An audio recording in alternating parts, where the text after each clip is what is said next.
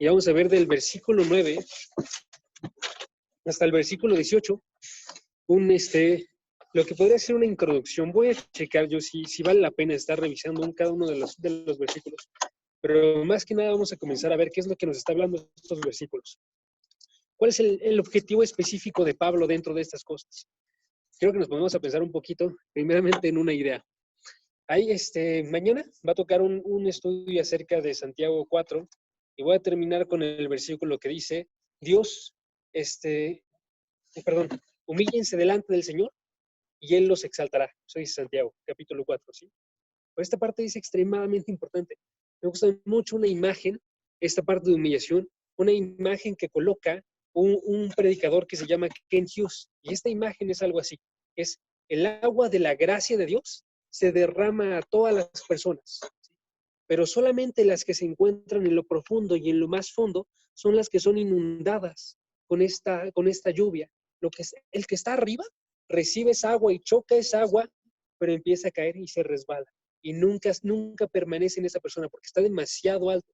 Pero aquel que se encuentra en lo más profundo es aquel que recibe la mayor gracia de parte de Dios, ¿no? Y quiero que ustedes tengan esta misma idea mientras vemos este mensaje, porque estos versículos son de los versículos más pesados que se encuentran dentro de toda la palabra. Tienen el mensaje que es lo que nosotros conocemos como la mala noticia del Evangelio, ¿sí? Esta es la mala noticia y tenemos que estar revisándola. Y lo bueno, amigos, es que esta mala noticia tiene una buena noticia que le sigue. Es una noticia que es increíble, ¿sí? Y ahorita hemos estado revisando nosotros Romanos capítulo 1, versículo 18 hasta el capítulo 3, versículo 18 también, que nos hace referencia a esta mala noticia. Y estamos a punto de terminar y después de esos 2 capítulos y medio de mala noticia, se vienen otros 5 capítulos de buena noticia del Evangelio de parte de Dios y que nos van a durar todavía un rato dentro del estudio, ¿no? Quiero que con esta idea comencemos leyendo Romanos capítulo 3, versículo 9 y hasta el versículo 18. Dice, ¿entonces qué? ¿Somos nosotros mejores que ellos? De ninguna manera, porque ya hemos denunciado que tanto judíos como griegos están todos bajo pecado. Como está escrito, no hay justo ni aun uno, no hay quien entienda, no hay quien busque a Dios. Todos se han desviado, a unas se hicieron inútiles. No hay quien haga lo bueno, no hay ni siquiera uno. Sepulcro abierto es su garganta, engañan de continuo con su lengua, veneno de serpientes hay bajo sus labios. Llena está su boca de maldición y de amargura. Sus pies son veloces para derramar sangre, destrucción y miseria hay en sus caminos, y la senda de paz no han conocido. No hay temor de Dios delante de sus ojos. Esto es bastante fuerte, ¿no? Yo diría que sí. Entonces, esto es la gran acusación. Y esa es la idea con la que comenzamos. Hay una gran acusación delante de todos, ¿sí? Voy a dar ahorita 5 puntos. Y el primero de ellos es esto. La gran acusación es, todos están bajo pecado, ¿sí? Eso es lo que nos está queriendo decir Pablo a través de este versículo 1:18 y hasta este capítulo donde nos encontramos, ¿sí? Ok. Va. Ok.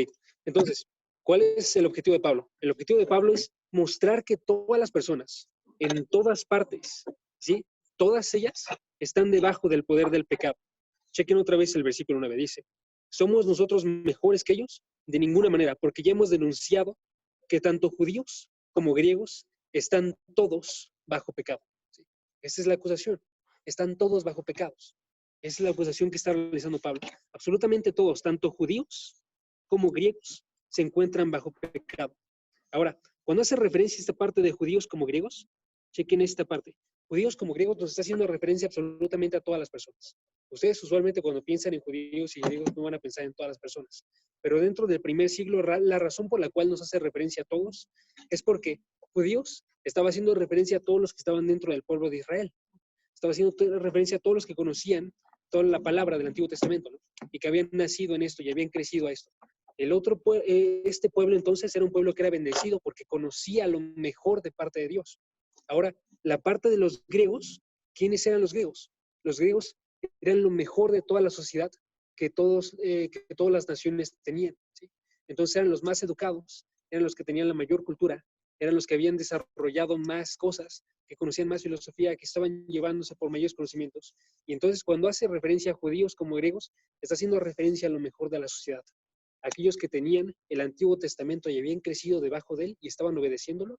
Y también hace referencia a aquellos que son reconocidos delante de las naciones como los mejores. Y entonces, si yo estoy diciéndoles, los mejores de toda la sociedad, ellos están debajo de pecado, ellos están bajo pecado, entonces, ¿qué estoy diciendo para todos los demás que no están en estos dos grupos? Estoy diciendo que con mayor razón, entonces, ellos están debajo del pecado, ¿sí? Entonces, absolutamente todos están debajo de este pecado porque los mejores están bajo el pecado. Y esta cosa de bajo el pecado nos está haciendo referencia a cómo es que no solamente es que pecan ellos ocasionalmente. Cuando tú estás debajo de algo, en este sentido está haciendo referencia a que son esclavizados por aquello. Entonces, siendo esclavizados por el pecado, ellos no solamente pecan, sino que viven una vida completa en la cual son esclavos de este pecado. ¿Sí? Entonces, esta es una de las verdades más importantes que nosotros sostenemos como cristianos. Y créanlo o no, o sea, es una de las verdades esenciales que nosotros tenemos. Si me acompañan a 1 Timoteo capítulo 3, versículo 15, vemos que uno de los papeles de la iglesia es el hecho de que podamos sostener nosotros la verdad delante de toda la sociedad. Entonces vemos 1 Tesalonicenses 3, versículo 16.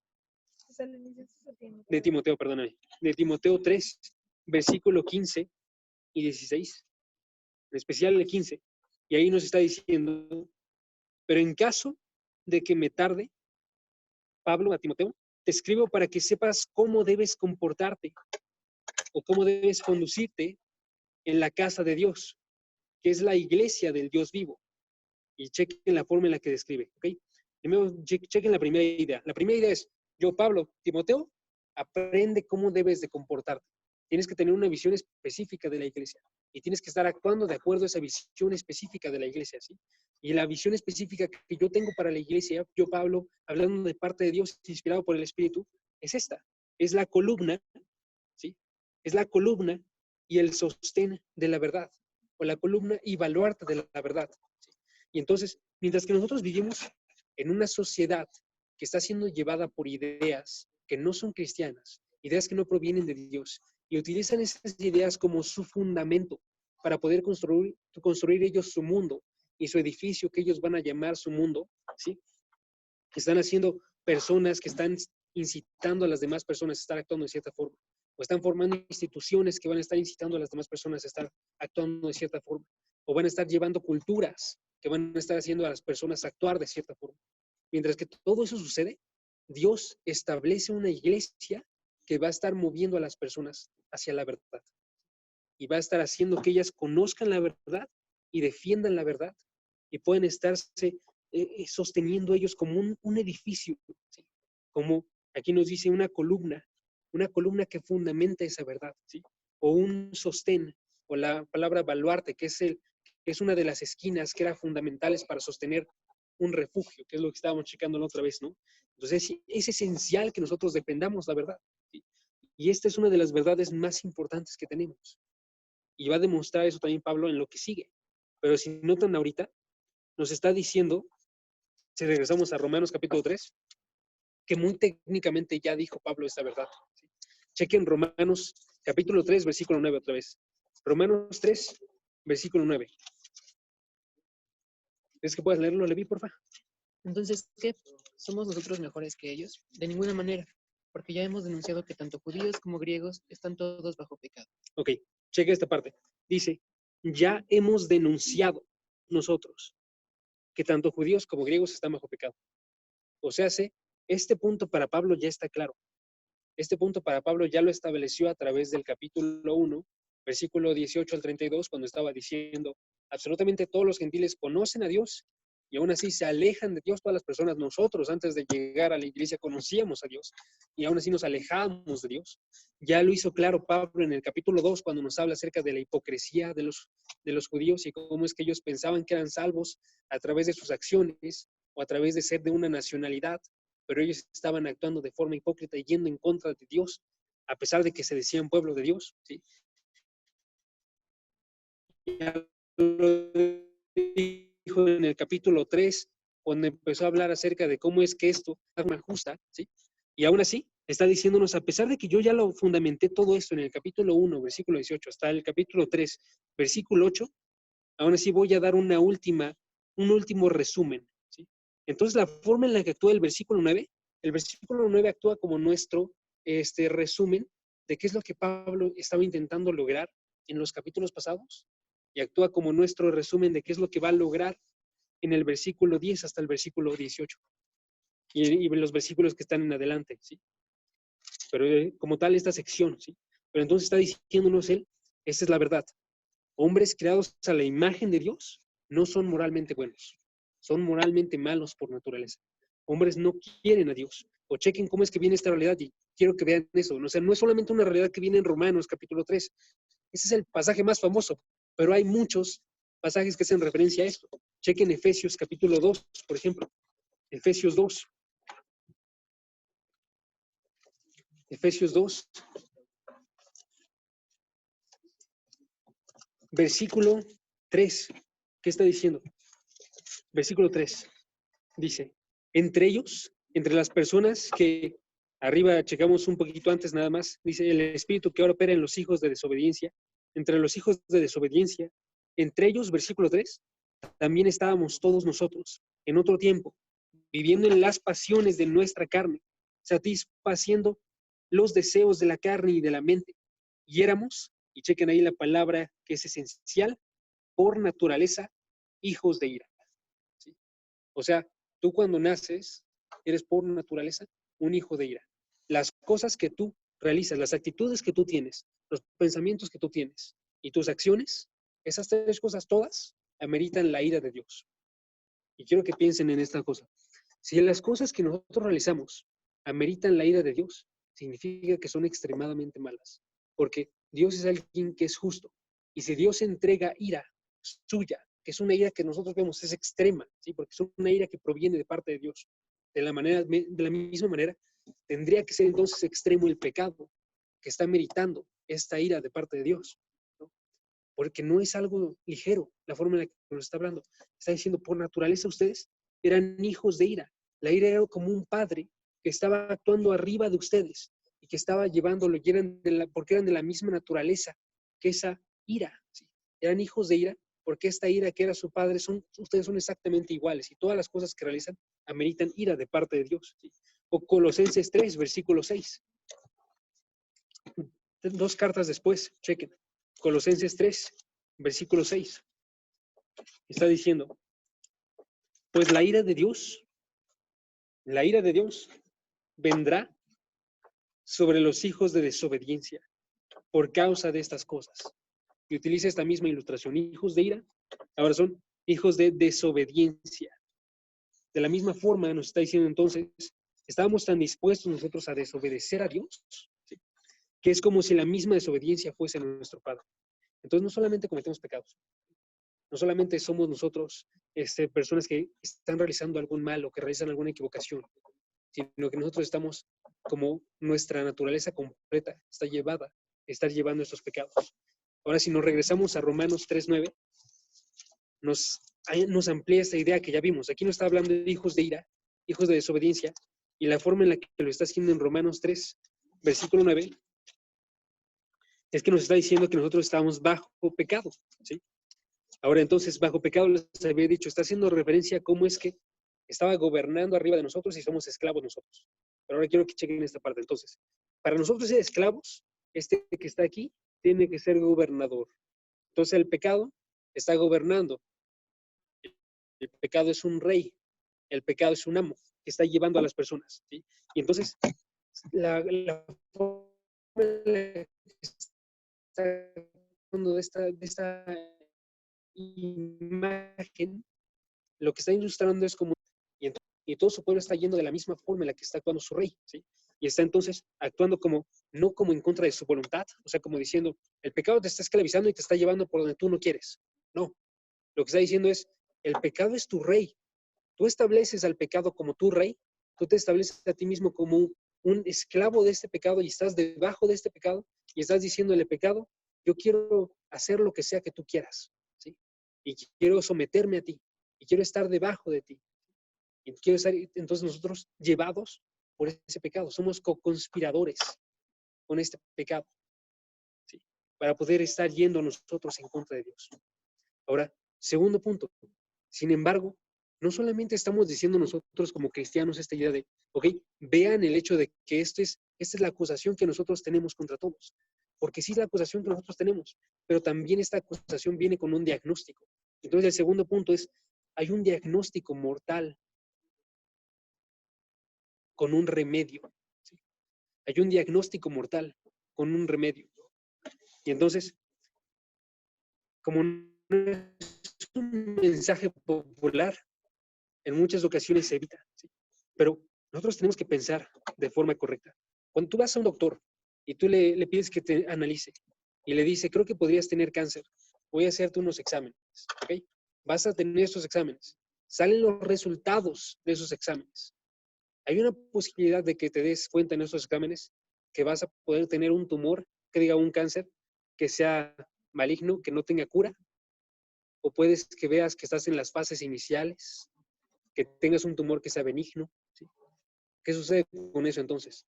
Cuando viene una de esas acusaciones malas de parte de un doctor, la forma usualmente en la que nosotros respondemos es, estoy dependiendo de la posibilidad, ¿sí? Estoy dependiendo de si va a llegar o no un buen diagnóstico para mí. Pero esa no es la forma en la que está actuando Dios. El diagnóstico de Dios es a fuerzas mortal, pero también todo el diagnóstico de Dios viene siempre con una cura, ¿sí? Siempre viene diciendo esta parte de, sí, eres un pecador que está siendo llevado por sus deseos y está yendo en contra de Dios y está yendo por muerte para sí mismo. Pero aún así, Dios te amó y entregó su vida por ti y te está mostrando cómo es que va a arreglarte para poder estar en paz con Dios, ¿sí? A fuerzas hay una cura. Nada más tienes que tomar esta cura, pero tienes que escuchar este mensaje para poder tomar esta cura y es esencial que lo realicemos de esa forma, ¿sí?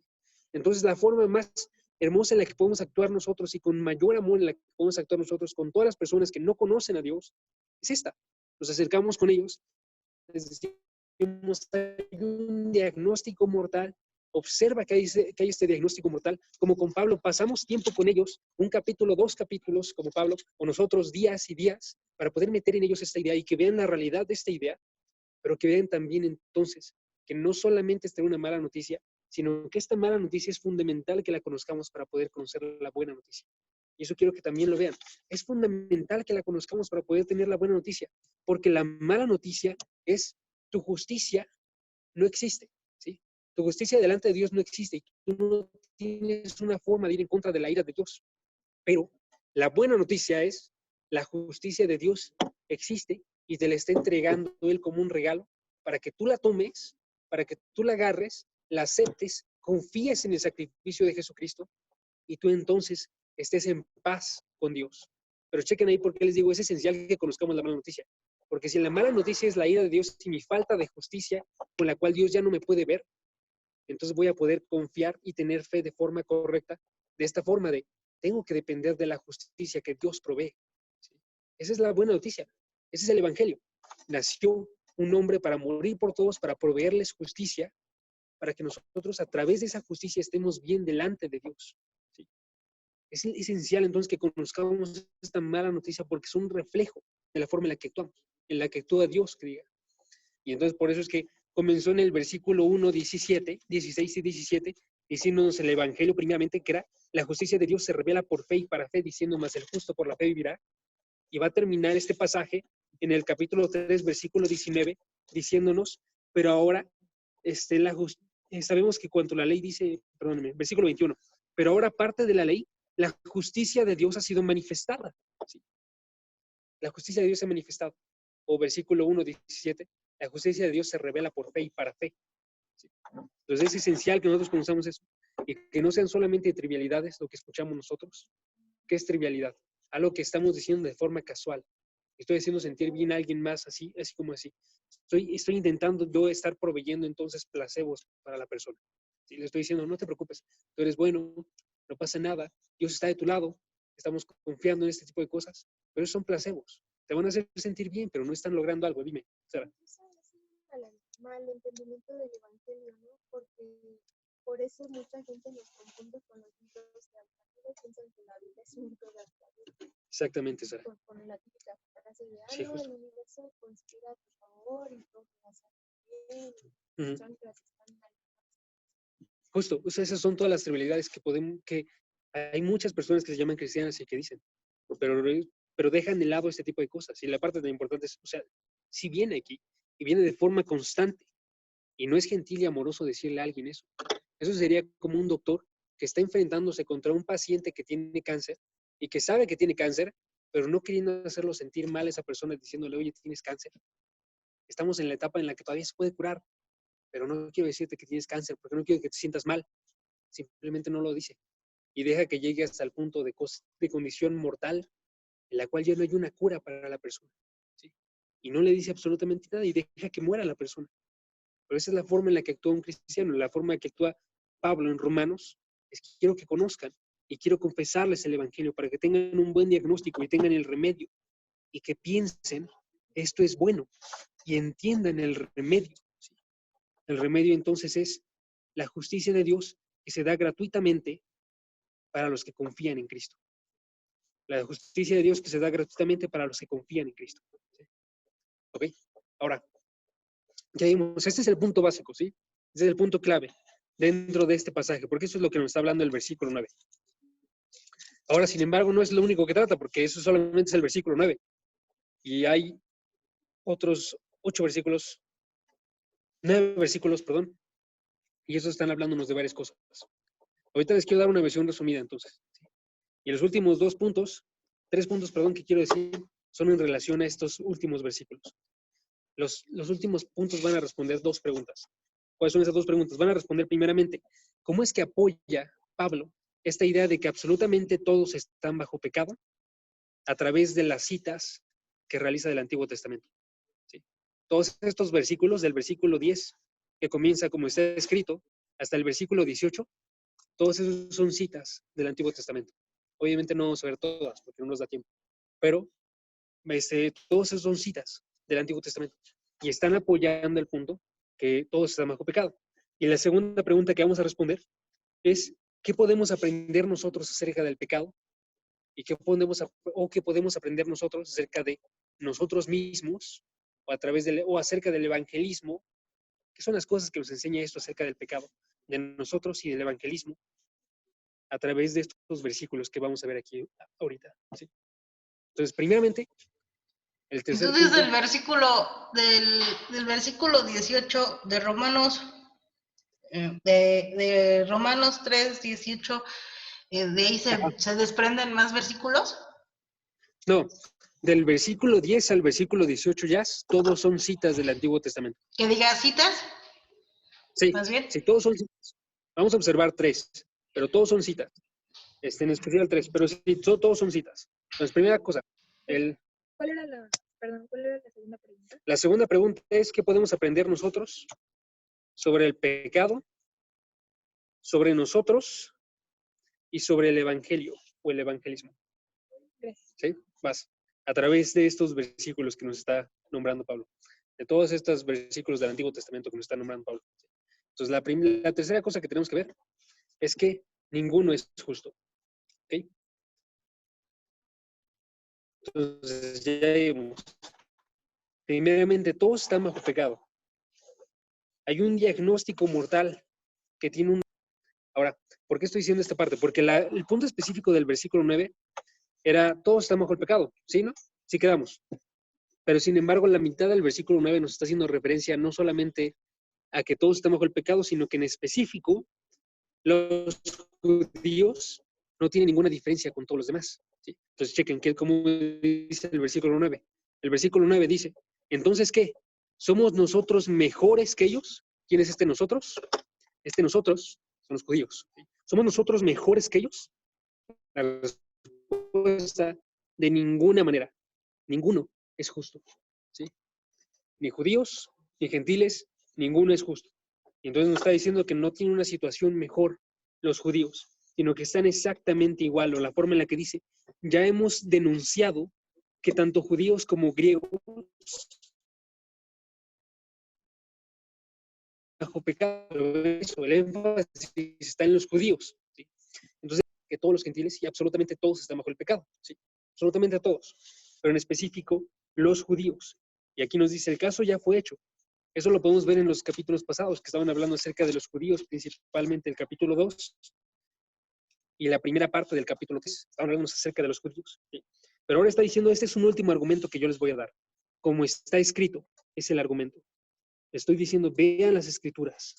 Ya hablé yo a partir de razonamientos que vinieron de parte de Dios. Ahora vean las escrituras y vean que dentro de las mismas escrituras que los judíos soportan, las escrituras están anunciando que los judíos son pecadores. ¿Sí? Están anunciando que son exactamente igual. Les voy a dar un ejemplo. El versículo 10 al 12, chéquenlo. El versículo 10 al 12. Y váyanse también a Salmos capítulo 14, versículo 1 al versículo 3. Pero chequen el versículo 10 al versículo 12. ¿Okay? Cuando tengan Salmos, comienzo a leer el versículo 10 al 12. ¿Sabemos qué? 14, versículo 1 al versículo 3. 3.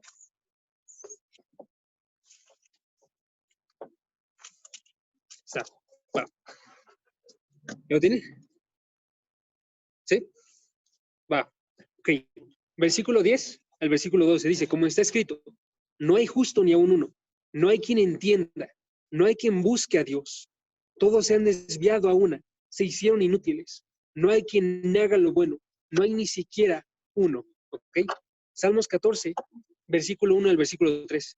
El necio ha dicho en su corazón, no hay Dios, todos se han corrompido, han cometido hechos abominables, no hay quien haga el bien. El Señor ha mirado desde los cielos sobre los hijos de los hombres para ver si hay alguien que entienda, alguien que busque a Dios. ¿Sí? ¿Notan cómo es que es una cita de parte de esto? Pues está diciendo las mismas ideas.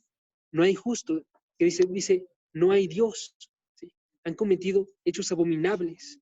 Nos está diciendo aquí en el versículo 3, chequen en específico el versículo 3. Todos se han desviado. ¿Sí? El versículo 12 de Romanos. Todos se han desviado. Aún se hicieron inútiles. La siguiente parte del versículo 12 dice, no hay quien haga lo bueno. En el versículo 3 dice, aún se han corrompido. No hay quien haga el bien. No hay ni siquiera uno. ¿Sí? Nos está haciendo esta cita de este versículo 3. ¿Okay? Y ahora, algo que tenemos que ver tan importante dentro de este versículo es a quién está haciendo referencia este pasaje. Y si nosotros pensamos en eso, quiero que lo chequen, porque es muy importante que nosotros tenemos buenas defensas. ¿Sí? Quizás ustedes podrían leer esto y podríamos decir, ok, ya está haciendo referencia a todo el mundo, ya lo sabemos, está diciendo los Romanos 3, pero si ustedes chequen el versículo de Salmos 14, chequen el versículo 5, la forma en la que habla. Chequen el versículo 5, Salmos 14.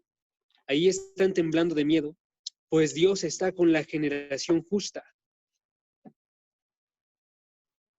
O sea, Pablo, ¿qué estás haciendo? Si nos estás diciendo que este pasaje está diciendo que no hay ninguno que sea justo, y en el versículo 5 está diciendo que hay una generación que es justa. ¿Qué es lo que está intentando lograr Pablo con eso?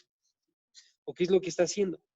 Y parte de la respuesta a este problema es, Pablo no está esperando una primera parte. Pablo no está esperando que nosotros veamos en cada uno de estos versículos que absolutamente todos son injustos. ¿Sí? Ejemplo, este versículo, específicamente el versículo 1 al versículo 3, nos está haciendo referencia en especial a gentiles, a gente que no conocía a Dios, que no era del pacto, del pueblo de Dios, perdón, y que estaba yendo en contra del pueblo de Dios. ¿Sí? Y entonces estos 3 versículos, como los filisteos, están haciendo referencia a naciones que son paganas. ¿Sí? Y en el versículo 5 está haciendo referencia a la nación de Dios, la nación que es una nación que tenía que ser definida por el hecho de ser justa. ¿Sí? Y entonces a través de estos versículos, ejemplo, nos está mostrando Pablo que los gentiles, absolutamente no hay nadie que sea justo. Y a través de las otras 5 citas, porque son 6 citas las que está realizando aquí, a partir del Antiguo Testamento, a través de las otras 5 citas también vamos a ver que no solamente son estas personas, sino que también son los judíos. ¿Sí? Y también se ve aquí, de hecho, porque también podemos observar nosotros, cuando está haciendo referencia aquí a la generación justa, no está haciendo referencia a una generación que está actuando de forma justa, está haciendo una referencia a una generación que le pertenece a Dios, y por el hecho de que le pertenece a Dios, esta nación, esta generación, está siendo justa. O sea, a fuerza se está colocando, la generación que sea justa va a ser en la base de que Dios está obrando en ella, ¿sí? De que Dios es su Dios, de que Dios está moviendo la forma en la que ellos actúan, ¿sí? está haciéndolos actuar de cierta forma, porque si nos ponemos a pensar de forma lógica, ok, si quitamos nosotros a Dios de esta imagen, los veríamos en su forma natural, cómo es que son ellos, y veríamos también una generación que es injusta. ¿Sí? Y entonces también el momento en el cual menciona una generación justa que proviene de parte de Dios, también nos menciona entonces, hay una idea de que si este Dios no está, ellos son absolutamente injustos.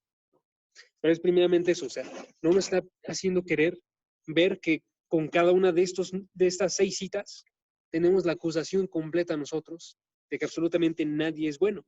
Pero cuando juntamos todas las acusaciones y tenemos una visión bíblica, que es una visión que no deja pasar ninguno de estos versículos, sino que va sumando uno arriba del otro y va viendo las realidades que se van aumentando y aumentando y aumentando, nosotros tenemos más grande entonces de lo que implica esto. Voy a poner un ejemplo de cómo usamos la justificación por fe, nos dice esa parte de las obras. O sea, las obras no importan para que tú seas justificado. Y luego nosotros vamos a Santiago y nos dice que hay una justificación que es por obras. Está haciendo referencia a cómo es que tú eres justificado y a fuerzas el que está justificado, el que tiene fe, va a estar obrando de forma correcta delante de Dios. Si sumamos las dos, tenemos una visión completa. Esta visión de no necesitas tus obras para llegar a Dios, pero tienen que surgir obras cuando tú ya llegaste a Dios. Y es una consecuencia natural de haber llegado a Dios, estas obras. ¿Sí? De la misma forma está sumando entonces 6 citas para que nosotros podamos ver entonces que no hay ni siquiera uno que sea justo. ¿Sí? Entonces la pregunta que nosotros tenemos en el punto 4 es si los judíos también son injustos. Pregunta, ¿qué diga punto 4? ¿Los judíos también son injustos? Y la respuesta es sí. ¿Sí? La respuesta es sí. Pablo ya sabe y va a citar, de hecho, en Romanos capítulo 4, versículo 3, la justificación de Abraham. ¿Sí? Si se acuerdan de esta parte de la justificación de Abraham es, Abraham creyó en Dios y le fue contado por justicia.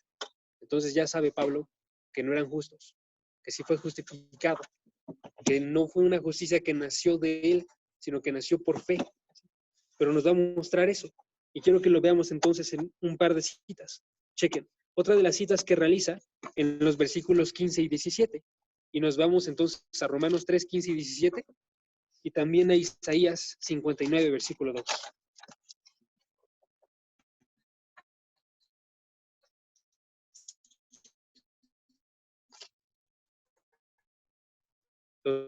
Romanos 3, 15 y 17. 59. Isaías 59, versículo 2. ¿Okay? Dime un segundo. Aquí está. Ok. Chequen, Isaías 59, versículo 2. Ok. Y Romanos 15, que diga 3, versículo 15, dice, sus pies son veloces para derramar sangre, destrucción y miseria hay en sus caminos. ¿Sí? Esta parte del versículo 15 y versículo 16, creo que me faltó uno, ¿verdad? Y el versículo 17, y la senda de la paz no han conocido. Esta es una cita que está dentro de Isaías 59, el versículo 7 y versículo 8. Pero ahora yo los hice regresar hasta Isaías 59, versículo 2, para que veamos de quién está haciendo referencia. ¿Sí? Entonces, Isaías 59, versículo 2 dice, pero las inequidades han hecho la separación entre ustedes y su Dios. ¿Quiénes son ustedes entonces? Es el pueblo judío. Es el que está siendo separado por las iniquidades que realizan ellos. Y los pecados les han hecho esconder su rostro para no escucharlos. ¿Sí? Entonces, ¿qué observamos ahí?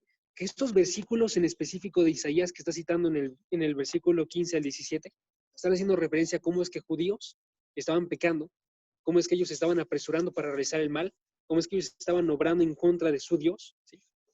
Y a pesar de que ellos tenían esta relación, de todos modos está diciendo este pueblo en general, este pueblo dentro del tiempo de Isaías, eran todos pecadores, que estaban alejándose de Dios, que estaban yendo en contra de él. ¿Sí? Y entonces se hace real lo que nos dice Segunda de Crónicas, capítulo 6, versículo 36, que también es otro pasaje. Este pasaje no lo cita, pero este pasaje es importante. Segunda de Crónicas 6, versículo 36. Chequen la forma en la que viene ahí. Aquí nos está diciendo,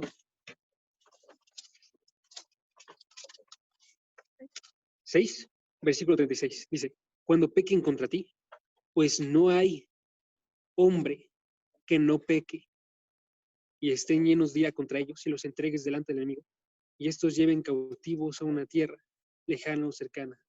Termino el versículo. Pero la parte principal que yo quería que vieran, no hay hombre que no peque, ¿sí? Y está hablándonos otra vez de este pueblo judío. Está diciendo, donde quiera que ustedes vayan, siempre va a haber gente que esté pecando. Y absolutamente todos están conscientes de esto. De esto mismo estaba consciente también David cuando dice el Salmo 51, versículo 5, en el vientre de mi madre fue concebido con pecado. David, versículo 5. Salmo 51, versículo 5. También chequen. 51, versículo 5 dice, yo nací en iniquidad, yo he pecado y en pecado me concebió mi madre. ¿Sí? Está diciendo, yo nací como pecador y absolutamente como todos los demás, yo estaba en pecado. ¿Sí? Otro de los versículos que cita aquí es el Salmo 5 y está haciendo referencia a los enemigos de David. Pero también estos enemigos de David eran personas que eran del pueblo judío. ¿Sí? Y aún así ellos también tenían esta idea de pecado. Nos dice de estos enemigos, su garganta es una tumba abierta. Nos dice esta referencia, este pueblo, en específico los enemigos, son parte de este pueblo judío y aún así también ellos pecan, todos pecan. ¿Sí? Yo creo que voy a quedar ahí porque ya se me acabó el tiempo. Pero quiero que tengan esta idea entonces. Por naturaleza nosotros no estamos separados de nadie más. Y entonces tenemos que ver nosotros primeramente que somos personas que son injustas. Me refiero a todos tenemos el mismo nivel. O sea, todos estamos pecando de la misma forma. ¿Sí? No todos pecan en las mismas cantidades. Y eso es bastante obvio. Pero por naturaleza todos tenemos la misma idea. Entonces quiero terminar con un último punto, pero vamos a ver la primera mitad nada más. Estamos bajo el pecado nosotros. Entonces estamos bajo el pecado nosotros. Y la primera parte en la que tenemos que ver eso es a través de ver cómo es que habla del pecado aquí. ¿Sí? Para responder la segunda pregunta, ¿ok? No solamente cómo se fundamenta en estos versículos Pablo, sino también que nosotros veamos qué es lo que hace referencia con este pecado. ¿Sí? ¿Qué es lo que es el pecado para cada uno de ustedes? Entonces, tuviera una definición en sus mentes, ¿cuál sería la definición que le darían ustedes al pecado? ¿Sí? Les voy a dar una de las definiciones que más me gusta a mí. La definición está en Romanos 14, 23. Y es todo lo que no proviene de la fe es pecado. Esa definición que más me gusta. Y creo que se fundamenta muy bien aquí. Chequen la forma en la que nos habla acerca del pecado en estos versículos de Romanos 3. El punto principal para Pablo acerca del pecado está tanto en los primeros versículos de este pasaje como en los últimos. Está realizando como un énfasis a través de colocarlo al inicio y colocarlo al final. ¿Sí? Chequen esta forma. Dice el versículo 11. Versículo 10 y versículo 11. Chequen. Romanos 3, 11. 10 y 11. Dice, no hay justo ni aún uno. ¿Ok? Quedó claro. Ahora, ¿qué significa esto? Versículo 11. No hay quien entienda. ¿Que entienda qué? No hay quien busque. ¿Que busque qué? Y termina entonces el versículo 11. Que busque a Dios. O chequen el versículo 18. No hay temor de Dios delante de sus ojos. ¿Qué es el pecado principalmente? Si les estaba diciendo en el Romanos 14, 23, el pecado es todo lo que no proviene de la fe. Una fe en Dios. Una relación en la cual tú estás consciente de la forma en la que es Dios y tú tienes esta idea, yo me igualo a Dios y todo lo que está fuera de Dios, eso es pecado. De la misma forma aquí dice, si nosotros no entendemos a Dios, si nosotros no buscamos a Dios, no hay justo ni a un uno. Si nosotros no tenemos temor de Dios y nosotros reaccionamos de forma casual con las cosas y no pensamos en Dios en cada una de las cosas que hay dentro de nuestra vida, entonces, ¿qué está definiendo nuestras vidas? Está definiéndola pecado. No hay justo ni a un uno.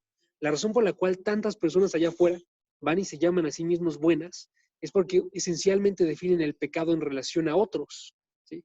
Si yo estoy robándole a otra persona, si yo estoy matando a otra persona, si yo estoy mintiéndole a otra persona, ¿sí?